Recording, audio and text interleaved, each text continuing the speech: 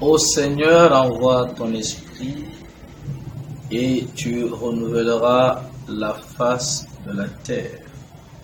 D'aucuns diraient, viens Esprit Saint et allume en nous le feu de ton amour. Les chants à l'esprit sont variés et se déclinent sur toutes les langues. Vous l'avez compris, nous célébrons la solennité de la fête de la Pentecôte, 50 jours après la célébration de la résurrection de Jésus. Voici la fête de la troisième personne de la Sainte Trinité, l'Esprit Saint. Oui, Pentecôte, c'est la descente de l'Esprit Saint sur les apôtres au Cénacle. Pentecôte, c'est le renouvellement de nos promesses baptismales. Pentecôte, c'est l'enracinement, l'approfondissement du sacrement de la confirmation que nous avons reçu. Pentecôte, c'est la vie avec l'Esprit, la vie dans l'Esprit, la vie pour l'Esprit Saint, j'allais dire. Oui, Pentecôte, c'est se rappeler que quand Jésus frappe à la porte de mon cœur, de ma vie, si j'ouvre, Jésus, le Père et l'Esprit Saint entrent et font de ma vie leur demeure. Et ainsi, ma vie est transfigurée. D'emblée, bonne fête de la Pentecôte à tous ceux qui, depuis bientôt beaucoup de dimanches, vivent au rythme du temps pascal. Bonne fête à ceux et celles qui ont pour l'Esprit Saint une attitude d'adoration parce qu'il est Dieu. Et nous devons, pour les uns, corriger peut-être cette négligence ou cette défiance, n'est-ce pas, en l'amour de l'Esprit Saint. Cela dit, ce dimanche, nous allons écouter ou du moins entendre, méditer ce que l'Église nous propose comme texte afin de célébrer, de vivre, n'est-ce pas, la Pentecôte. Acte 2, 1 à 11, le psaume 103, l'épître de Paul aux Romains, chapitre 8, versets 8 à 17, l'évangile de Saint Jean au chapitre 14, les versets 15 à 16, puis 23 à 26. Dans toutes ces lectures, il est question de l'Esprit Saint. Il est question du Maître intérieur.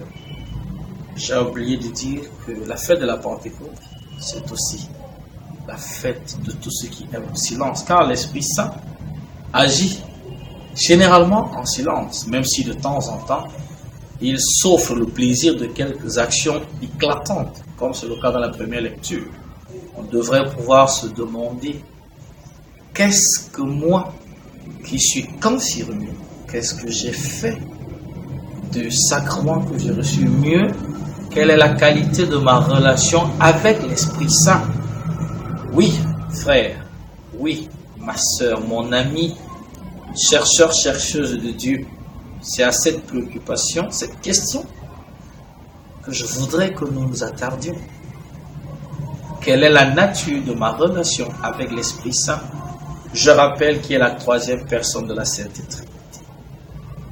Les lectures nous aident à mieux cerner les contours de la question que nous nous posons, pour que désormais, la Pentecôte ne soit plus une fête commune.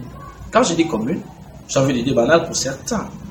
Oui, en espérant que nous nous sommes préparés depuis la résurrection, depuis Pâques, à vivre ce moment. Différents groupes proposent des programmes de préparation. J'espère qu'on en a suivi. Luc nous dit que nous sommes investis d'une force.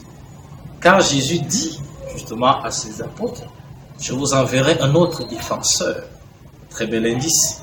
Vous recevrez la force d'en haut, non pas la force d'en bas, pour continuer l'œuvre que j'ai inaugurée, c'est-à-dire l'annonce du royaume des cieux. Voilà pourquoi l'Esprit Saint nous est donné. L'Esprit Saint nous est donné pour nous enseigner. L'Esprit Saint nous est donné pour nous guider à faire les choix les bons. Et quand Paul va prendre sa plume pour écrire à la communauté chrétienne romaine, il pose dans la lecture d'aujourd'hui des questions, mais davantage des vérités fortes. Nous ne sommes pas nés, nous ne sommes pas habités par un esprit de peur. Nous sommes habités par un esprit de liberté qui nous rend libres. Est-ce que réellement, au quotidien, nous vivons comme des hommes et des femmes libérés par l'esprit? Oui. Est-ce que la peur dans ma vie a encore une place ou a toute la place? Parce que l'Esprit Saint vient chasser la peur. L'Esprit Saint vient chasser la torpeur.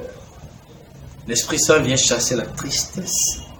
L'Esprit Saint vient chasser la morosité, l'angoisse. C'est pour ça que Paul dit que nous devenons par le baptême et par la purification, n'est-ce pas, des êtres neufs. Et que cet esprit doit au quotidien nous bousculer. C'est un dynamisme. Est-ce qu'il serait trop de se demander si vraiment nous vivons de l'Esprit Saint? La question, je la pose. Je me la pose, je nous la pose. Parce que nous devrions exalter la vie des apôtres au lendemain de la Pentecôte est une belle illustration. De quel renouvellement toi et moi avons besoin aujourd'hui pour que jaillisse et vive l'Esprit? De quel renouvellement l'Église a-t-elle besoin? De quel renouvellement les gouvernements ont-ils besoin? De quel renouvellement toute la communauté humaine a besoin pour avancer vers le royaume des cieux? Tu te rends bien compte qu'il y a là des enjeux majeurs. Et l'Esprit nous a été donné par Jésus, non pas pour démissionner de nos responsabilités, non pas pour fuir. Il nous a été donné pour assumer, il nous a été donné pour supporter, il nous a été donné pour vivre comme des enfants de Dieu. Il nous dit dans l'Évangile, si tu m'aimes, tu gardes ma parole. Et je ne peux garder la parole de Jésus si l'Esprit Saint n'est pas avec moi. Oui, combien de fois est-il invoqué dans nos prières? Est-ce que finalement nous sommes des adorateurs de l'Esprit Saint? Je nous rappelle que Jésus nous a dit dans l'évangile de Jean que le Père attend des adorateurs en esprit et en vérité. Est-ce que réellement je suis un adorateur de l'Esprit Saint? Si oui, comment se manifeste cette adoration? Il serait intéressant que chacun de nous se demande dans cette fête de la Pentecôte ce qu'il fête réellement. Je fête quoi? Pourquoi? Et comment? On aurait pu dire oui, nous fêtons la fête, n'est-ce pas, de l'Esprit qui souffre. Que Dieu nous aide, oui, à prendre conscience de la puissance qui est la nôtre. Parce que l'Esprit Saint est Dieu. Nous sommes habités par l'Esprit Saint. Nous devons vivre de l'Esprit Saint. Nous devons vivre par l'Esprit Saint et produire les fruits de ceux qui vivent de l'Esprit Saint. Puisqu'on évoque cela, dans les écrits bibliques, notamment l'Épître aux Galates au chapitre 5, verset 22, si l'on commence un peu plus haut, au niveau du verset 16, Paul parle de la vie dans l'Esprit. Très belle comparaison entre ce que produit la chair et ce que produit l'Esprit. Oui, nous devons donc prendre le parti de vivre pour l'Esprit Saint, afin de donner aux œuvres de la chair une fin de non-recevoir dans notre vie. C'est un joli challenge. Oui, nous avons été confirmés pour célébrer joyeusement notre foi, et Jésus vient nous dire aujourd'hui que sa parole produit en nous bien des choses. Qu'est-ce que j'ai souvent demandé à l'Esprit Saint? Nous qui sommes friands de demande, il faut demander, c'est vrai. Mais qu'est-ce que j'ai souvent demandé à l'Esprit Saint? Est-ce que ce que je demande à l'Esprit Saint, il me l'a déjà donné? Il tarde à me le donner? Pourquoi? Oui, aujourd'hui, renouvelons notre consécration. Oui, la consécration à l'Esprit Saint. Nous aimons les consécrations à Jésus. Souvent, on a oublié. Bonne fête, mon frère. Bonne fête, ma soeur. Mais, durant cette semaine, cette question, je la renouvelle pour toi, pour moi. Quelle est la qualité de ma relation avec l'Esprit Saint? Quel est mon degré d'amour de l'Esprit Saint? Bonne fête, shalom et à la semaine prochaine.